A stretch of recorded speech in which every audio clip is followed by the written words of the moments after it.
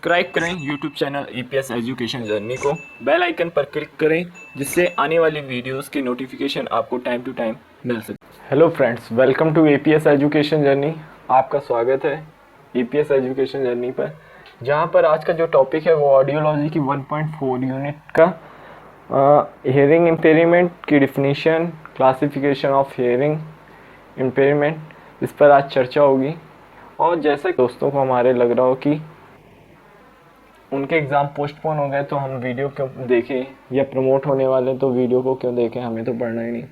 तो अगर आपने ऐसे टॉपिक को पढ़ रखा हो तो पढ़ने की कोई ज़रूरत नहीं है। और अगर अभी तक बिल्कुल भी डीएड के फर्स्ट ईयर की नोट्स एको बार ना पढ़े तो वीडियो को लास्ट तक और सारी वीडियोस को वॉच जरूर करें, ठीक है? क्योंकि ये आपको है ना केवल डीएड के एग्ज़ाम के बेसिस पर नहीं इम्पोर्टेंट है, ये आप कभी आगे चल कर सीटेट का या टीचर एलिजिबिलिटी टेस्ट का या फिर कंपटीशन लेवल में जब बैठेंगे टीचरिंग के तो उस पर आपको काम देगी, ठीक है?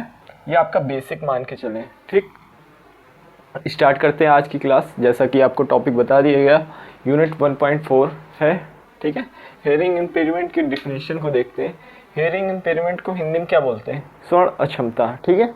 स्वर्ण अक्षमता से अब हम कैसे चेक करेंगे कि सामने वाला जो पर्सन है वो स्वर्ण अक्षम व्यक्ति है या नहीं? तो इसके लिए कहा गया है कि जब कोई व्यक्ति समान बातचीत करते समय अपने वाक्यों को बार बार दोहराता है या उसको सुनने में समस्या होती, तो हम यह समझेंगे या समझते हैं कि सामने वाले व्यक्ति में स्वर्ण अक्षमता है, ठीक है?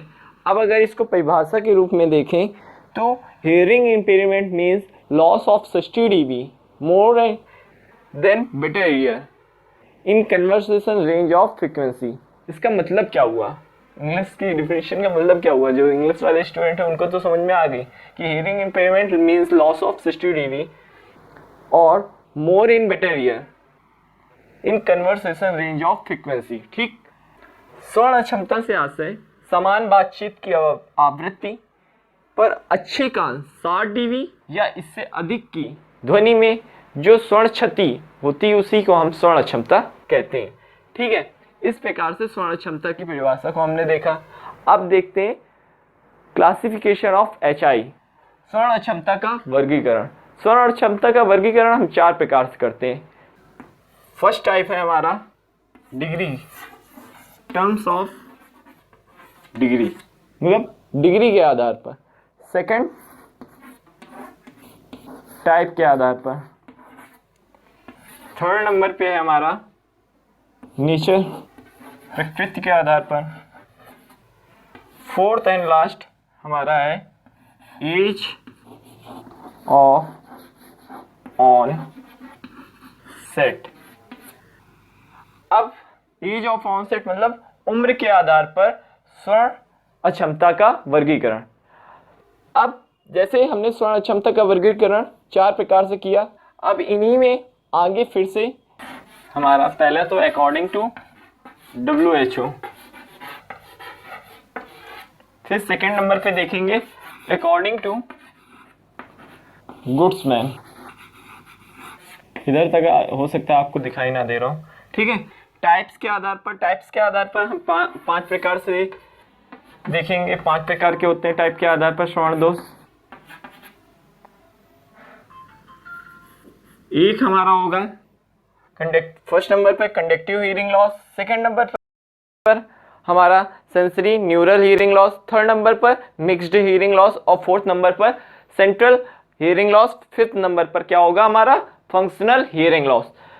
कंडक्टिव हियरिंग लॉस को हम बोलते हैं चलित स्वर्ण दोष। सेकंड नंबर पर हमारा सेंसरी न्यूरल हियरिंग लॉस को बोलते हैं संवेदी स्वर्ण अक्षमता। Third number mixed hearing loss, मिश्रित श्रवण दोष। Fourth number central hearing loss, इसको बोलेंगे केंद्रित श्रवण दोष या स्वर्ण अक्षमता, ठीक है? फिफ्थ नंबर हमारा होगा कि क्या फंक्शनल हियरिंग लॉस या हियरिंग इम्पेयरमेंट, इसको बोलेंगे क्रियात्मक श्रवण अक्षमता, ठीक है? अब नेचर के आधार पर भी 2 प्रकार से होता है। क्या? पहला होगा प्रोग्रेसिव हियरिंग लॉस और सेकंड हमारा sudden hearing loss. Progressive hearing loss का मतलब धीरे धीरे और सडन का मतलब अचानक से। ठीक है। Age of onset, age of onset में भी दो प्रकार से होता है, एक होता है हमारा कॉन्जिनेटल और दूसरा होता है एक्वायर। कॉन्जिनेटल मतलब जन्मजात और एक्वायर मतलब अर्जित किया हुआ श्रवण दोष, मतलब अर्जित श्रवण दोष। मतलब इसमें क्या होता है, बच्चा भाषा के विकास के पूर्व या तो उसमें श्रवण क्षमता हो जाए या भाषा विकास के बाद, मतलब 3 वर्ष के बाद। ठीक है। अब इनको हम अलग अलग तरीके से देखेंगे, पहले नंबर पे डिग्री के आधार पर। ठीक, अगर आप नोट्स बना रहे हैं तो हेडिंग डाल लीजिए classification of HI in terms of degree, degree के आधार पर श्रवण क्षमता का वर्गीकरण। अब इसको देखने से पहले अगर हम थोड़ा सा ऊपरी नॉलेज ले लेते हैं कि आपको बचपन में पढ़ाई गई थी ध्वनि की तीव्रता किस में मापते हैं हम? डेसिबल में। डेसिबल, इस जगह पर डेसिबल का किरदार बहुत अच्छा है। डेसिबल को हम अब एग्जाम के पैटर्न से कैसे देखेंगे, इन क्वेश्चन को क्या एग्जाम में कैसे पूछा जाएगा, यही आपका उस टाइम पे भी क्वेश्चन था। ठीक है। डेसिबल, ठीक है। ऑप्शन कहा जाएगा कि डेसिबल को कैसे लिखते हैं या कैसे डेसिबल को शॉर्टकट कैसे लिखते हैं, आपको ऑप्शन में दे देगा।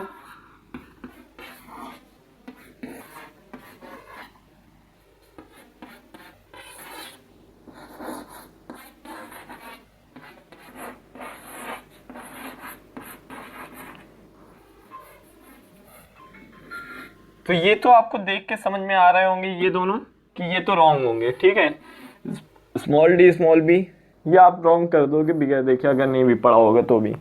ठीक है। अगर आपने थोड़ा भी पढ़ा होगा तो आपको इन दोनों में कंफ्यूजन आ जाएगी कि डेसिबल को हम शॉर्टकट में कैसे लिखते हैं या। ठीक है।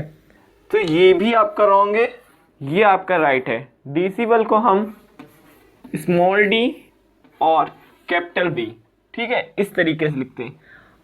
अब इसको बताने का एक रीजन है कि आप नोट्स पढ़ेंगे क्यों और अगर आप प्रमोट हो रहे हैं या ना हो रहे हैं। यही हमने आपको शुरुआत में भी बोला था कि आपका प्रमोट होना या ना होना उससे हमें नहीं लेना देना है।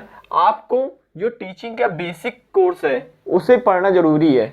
1 ईयर 2 ईयर का कोर्स पूरा पढ़ना जरूरी है, जिससे आपका बेसिक मजबूत हो जाएगा और आप कॉम्पिटिशन लेवल के लिए अपने आप को तैयार कर पाओगे। ठीक है।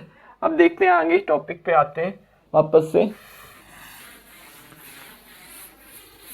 ठीक है। अब डेसिबल से तो पता ही चल गया। ठीक है। जब किसी व्यक्ति के श्रवण क्षमता का मापन हम डेसिबल में करते हैं और उसी के आधार पर उसकी श्रवण अक्षमता को हम निकालते हैं या बताते हैं, तो हम इसे डिग्री के आधार पर श्रवण क्षमता कहते हैं। विकसित और विकासशील देशों में दोनों जगहों में अलग अलग मापन अपनाए जाते हैं। जैसे कि भारत एक विकासशील देश है, यहाँ पर अकॉर्डिंग टू WHO के अनुसार दिए गए मापन के आधार पर विकलांगता का सर्टिफिकेट, डिसेबिलिटी का सर्टिफिकेट प्रदान किया जाता है, मतलब दिया जाता है। ठीक है। और विकसित देशों में अकॉर्डिंग टू गुड्समैन के अनुसार दिए गए मापन को के आधार पर सर्टिफिकेट प्रदान किए जाते हैं। ठीक है। अब according to WHO, according to WHO के डिग्री कैसे हम देखेंगे तो -10 dB टू 25 dB, इसको हम क्या बोलते हैं, नॉर्मल हेयरिंग सेंसिटिविटी। ठीक है। 26 dB टू 40 dB, इसको हम बोलेंगे माइल्ड हेयरिंग लॉस। ठीक है। 41 dB से लेकर 55 dB, इसको हम बोलते हैं मॉडरेट हेयरिंग लॉस। ठीक है। 56 dB से लेकर के 70 dB, इसे हम बोलते हैं मॉडरेट सेवरल हियरिंग लॉस कहेंगे।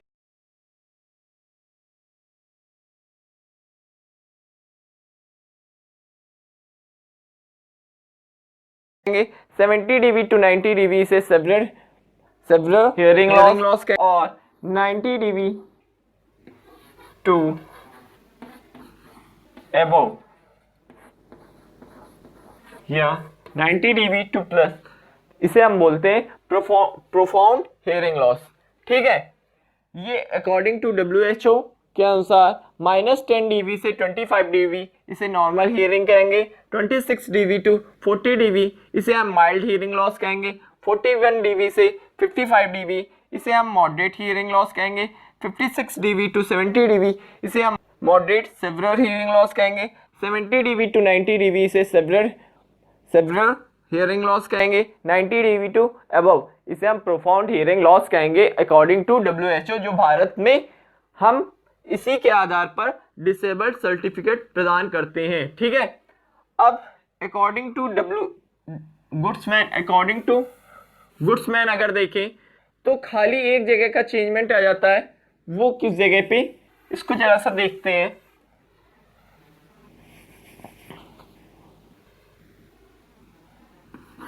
अकॉर्डिंग टू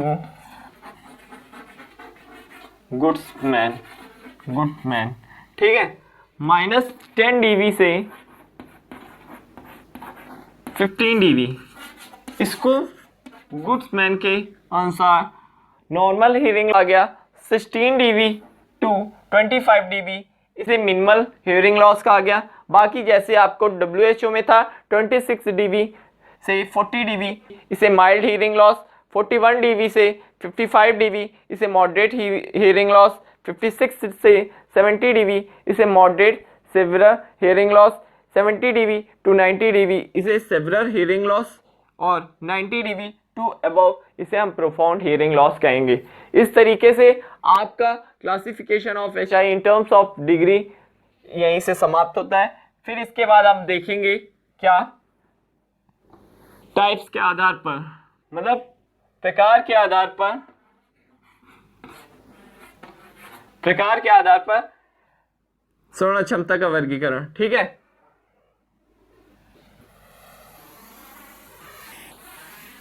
प्रकार के आधार पर श्रवण क्षमता को हम 5 प्रकार से देखेंगे।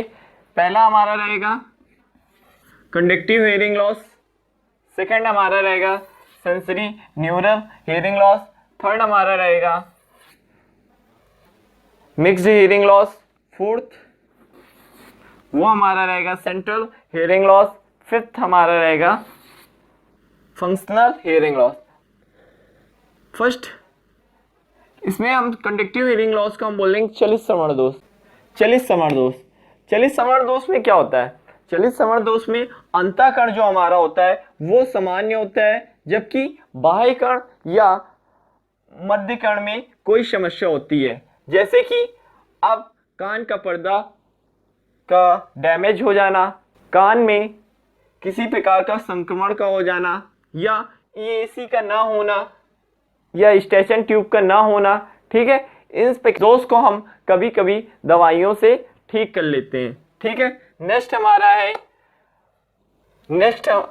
हमारा है sensory neural hearing loss. Sensory neural hearing loss मतलब संवेदी श्रवण दोष। इस श्रवण दोष में व्यक्ति के बाह्य कण और मध्य कण तो सामान्य होते हैं, लेकिन अंतःकण और ईर्थ नर्व में प्रॉब्लम होती है।